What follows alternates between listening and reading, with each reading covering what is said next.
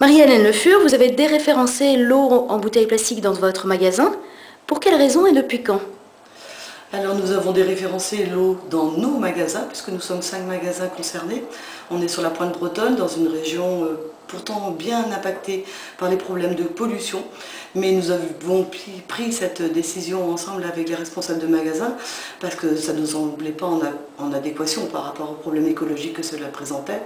Que derrière aussi, on avait une chance et une malchance, puisque quelque part cette pollution qui était déjà bien présente dans nos magasins ont amené nos clients déjà à réfléchir aussi sur cette notion, comment trouver de l'eau. Est-ce que la bouteille est une solution?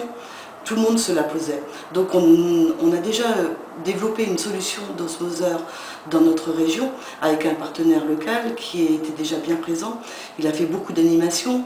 On accompagnait aussi la réflexion de nos clients journellement.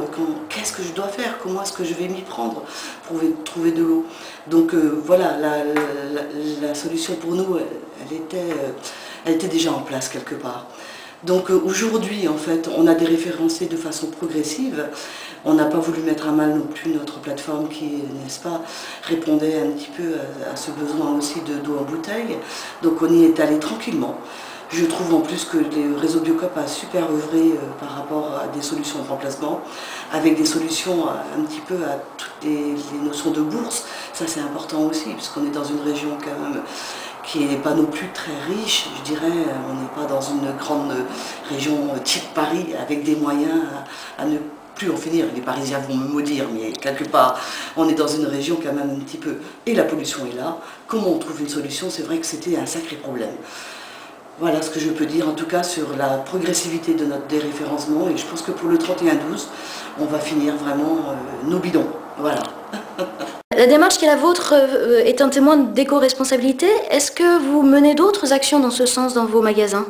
Je crois que oui, quand même, finalement, parce que ça fait quelques années, on a commencé un petit peu à réfléchir quel était en effet notre passage aussi, comme commerçant, comment on pouvait commercer. Je crois qu'on a aussi un rôle d'éducateur là-dessus et en fait de visibilité qui est importante. Depuis 2002, c'est à propos de la création de notre magasin sur Morlaix, en fait, on a commencé à réfléchir à ce que c'était l'éco-construction. Donc ce magasin a été monté avec des matériaux en éco-construction, on y a été sensible. Pas de façon totale, puisqu'en fait il y avait aussi des notions de budget derrière. Donc associer l'éco-construction, le budget, c'est toujours quelque chose d'un petit peu périlleux. Mais bon, en tout cas, on a continué dans ce profil-là, puisque le dernier en date, c'est celui de Saint-Renan, et lui, il est en éco-construction de façon un peu plus importante. Donc on a une progressivité, on cherche des solutions, en tout cas, qui soient intelligentes par rapport à la construction de nos magasins. Après, dans notre quotidien, ben oui, on essaye, on récupère nos eaux grises sur un des magasins pour arroser les plantes, on trie nos déchets, le plastique, qui repart sur la plateforme pour être mis en ballot. On a aussi les cartons qui sont récupérés, enfin il y a plusieurs actions comme celle-là. En plus, derrière, on essaie de solliciter aussi nos clients par rapport à cette démarche. On fait des ateliers de cuisine, c'est peut-être pas de l'éco, mais en même temps c'est une citoyenneté. Comment utiliser les produits en effet qui ne sont pas aussi énergivores? C'était aussi ça, prendre le vrac, prendre des choses comme ça. Vous voyez bien, on touche au vrac, donc ça veut dire moins de plastique. Enfin bon, tout ça c'est une démarche en fait qui est partagée. On essaye non seulement de la vivre, mais on essaye aussi d'orienter nos clients vers d'autres choses, d'une autre façon de consommer. La consommation c'est tous les jours, dès qu'on se lève le matin jusqu'à ce qu'on se couche.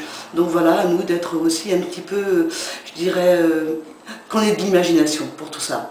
Mais c'est un long chemin, mais je crois qu'on le partage avec l'ensemble des gens du réseau et c'est ça qui est super intéressant. Voilà, en tout cas, merci beaucoup.